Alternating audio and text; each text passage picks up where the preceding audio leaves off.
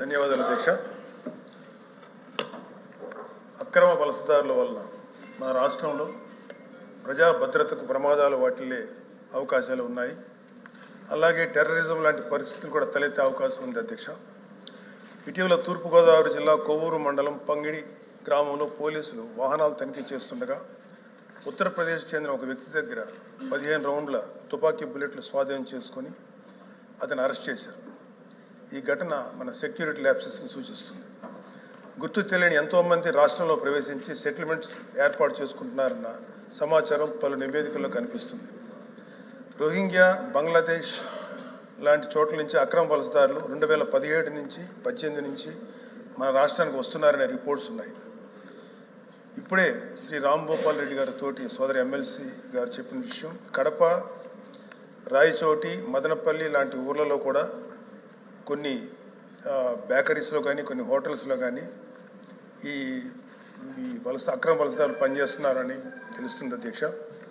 అలాగే ఆ ఏరియాలో కొంత పోలీస్ వ్యవస్థలో కూడా కొంత అలసత్వం అనిపిస్తుంది అధ్యక్ష. 2025 ఆంధ్రప్రదేశ్ అక్రమ వలసదారులకు సంబంధించి 448 కంప్లైంట్స్ నమోదయ్యాయి. ఇది దేశంలోని హైయెస్ట్ నెంబర్.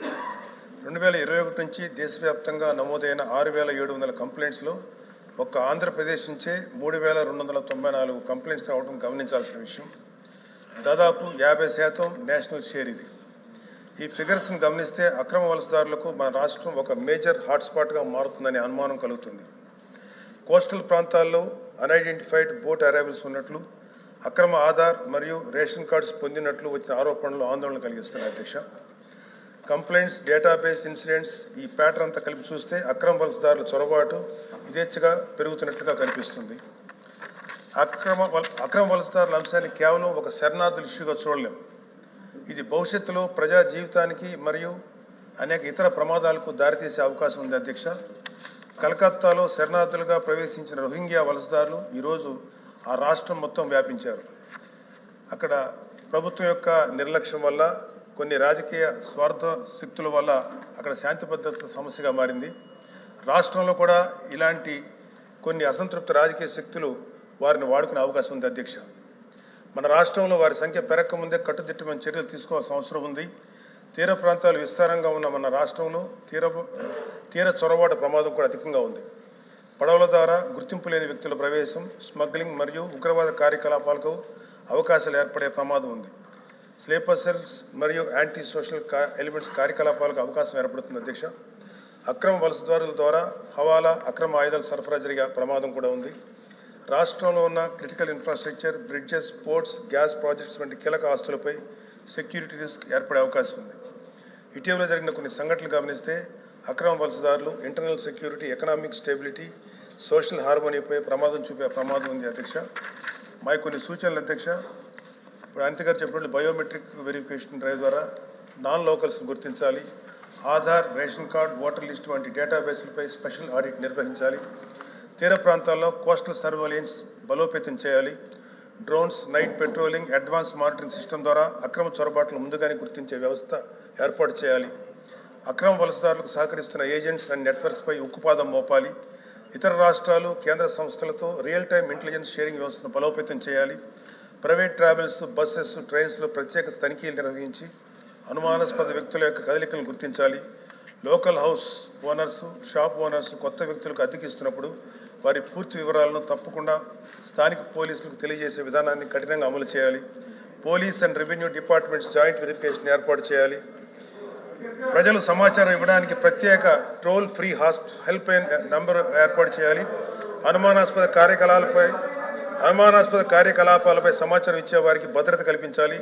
ప్రభుత్వం ఈ అంశంపై కార్యాచరణ రూపొందించడం ద్వారా అక్రమ వలసదారులను మనం సమర్థవంతంగా నియంత్రించగలుగుతాం అధ్యక్ష. Thank you.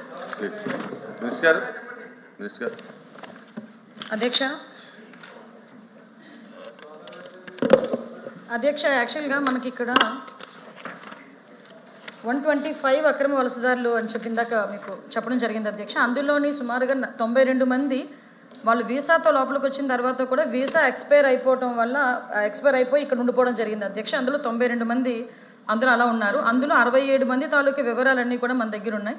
అయితే వాళ్ళ మీద 28 కేసులు కూడా నమోదై ఉన్నాయి అధ్యక్ష. ఏంటి సార్? ఏ దేశస్తులు? దేశాల వారీగా కూడా ఉన్నది అధ్యక్ష. లిస్ట్ మీకు పంపిస్తాను. దేశాల వారీగా మొత్తం అంతా కూడా లిస్ట్ సభ్యులు కూడా నేను అందజేయడం జరిగింది. లిస్ట్ కూడా ఇస్తాను అధ్యక్ష. అంటే ఏ జిల్లాల్లో కూడా ఉన్నారన్నది కూడా నేను ఇస్తాను అధ్యక్ష. జిల్లాల వైజ్గా ఏ దేశాల నుంచి వచ్చారన్నది కూడా లిస్ట్ ఉంది, మీకు నేను పంపిస్తాను అధ్యక్ష. అదేవిధంగా అధ్యక్ష, ఇందులోని 33 మంది వితౌట్ వీసాతో లోపలికి చొరబడడం జరిగింది అధ్యక్ష.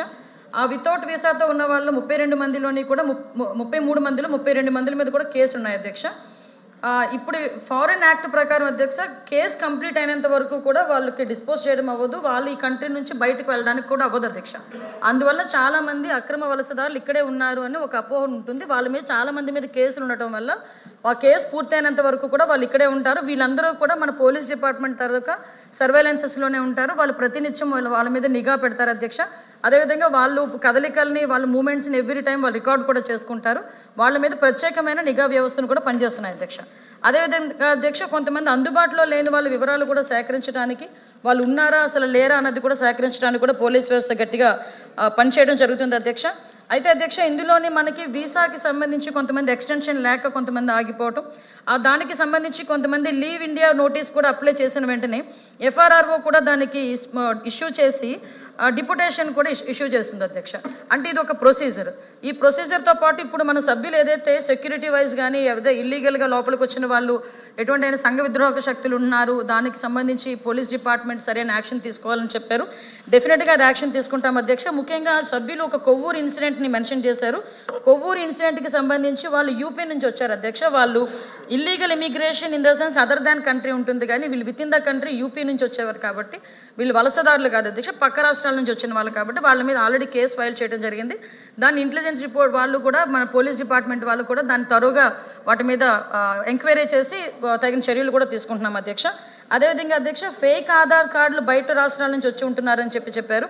అటువంటివి కూడా యాక్షన్ తీసుకుంటున్నాం అధ్యక్ష. ఎక్కడైనా పై రాష్ట్రాల నుంచి వచ్చి ఫేక్ ఆధారాలతో ఇక్కడ ఉన్న వాళ్ళని కూడా, ఏదైతే కడపకి సంబంధించి ఇష్యూని కూడా కొంత మనకి చెప్పారు, రామ్ గోపాల్ రెడ్డి గారు కూడా నాకు కూడా ఇన్ఫార్మ్ చేశారు అధ్యక్ష. దాని మీద కూడా డిపార్ట్మెంట్ వాళ్ళని అలర్ట్ చేయడం జరిగింది. ఒకసారి వాళ్ళ మీద కూడా ఒకసారి ఎంక్వైరీ చేసుకుని చేస్తాం అధ్యక్ష. అదేవిధంగా అధ్యక్ష, మ్యాక్సిమం మీకు ఇందాక కూడా చెప్పాను అధ్యక్ష, ఈ నైబర్ ప్రోగ్రామ్స్కి కూడా ఒకసారి అంటే ఈ వెరిఫికేషన్స్ కూడా మ్యాక్సిమం అర్బన్ ఏరియాలోని కూడా అధ్యక్ష ఈ టెనెంట్ వెరిఫికేషన్ కూడా ఏర్పాటు చేయడం జరుగుతుంది అధ్యక్ష. ఎక్కడైనా రెగ్యులర్గా ఈ లాడ్జెస్ తనిఖీ చేయటం, అదేవిధంగా వాళ్ళు ఎక్కడైనా మూమెంట్ ఉంటే కనుక పబ్లిక్ నుంచి కూడా 112కి మ్యాక్సిమం రిపోర్ట్ చేయమని కూడా చెప్తున్నాం. ఈ 112కి వచ్చిన సభ్యుల వివరాలు కూడా గోప్యంగా ఉంచడం జరుగుతుంది అధ్యక్ష. కాబట్టి ఎక్కడొక్కడ పోలీస్ డిపార్ట్మెంట్ వాళ్ళు వాళ్ళ వివరాలని కూడా గోప్యంగా ఉంచుతారు. కాబట్టి ఎవరైనా ధైర్యంగా ఇటువంటి సిచ్యువేషన్స్ ఏదైనా ఉన్నా వాళ్ళు కూడా అది గమనించిన పోలీస్ డిపార్ట్మెంట్కి సమాచారం అందజేయవలసిందిగా మీ ద్వారా సభ్యులకి చెప్తున్న ప్రజలకు కూడా విన్నవించుకుంటున్నాను అధ్యక్ష. క్వశ్చన్ నెంబర్ 14191 హోమ్ మినిస్టర్ గారు పెట్టారు సార్ టార్గెట్. అధ్యక్ష, మొదటి ప్రశ్నకి సమాధానం, ప్రభుత్వ ఉత్తర్వు మరియు పోలీస్ రాష్ట్ర జాబితాలో ఉన్నందున కేంద్ర ప్రభుత్వం రాష్ట్ర పోలీసుల పనితీరును మూల్యాంకనం చేసే విధానము కానీ ప్రక్రియ కానీ లేదు అధ్యక్ష. భారత రాజ్యాంగ నిబంధనల ప్రకారం శాంతి భద్రతల నిర్వహణ, పోలీసింగ్, జనసమూహ నియంత్రణ, నేర దర్యాప్తు రాష్ట్ర బాధ్యతలు. కాబట్టి బి ప్రశ్న వర్తించదు అధ్యక్ష. భర్త గారు. అధ్యక్ష, మన రాష్ట్రంలో లా అయితే ఉంది కానీ ఆర్డర్ మాత్రం ఎక్కడా కనిపించడం లేదు అధ్యక్ష. మేడం గారు ఇప్పుడు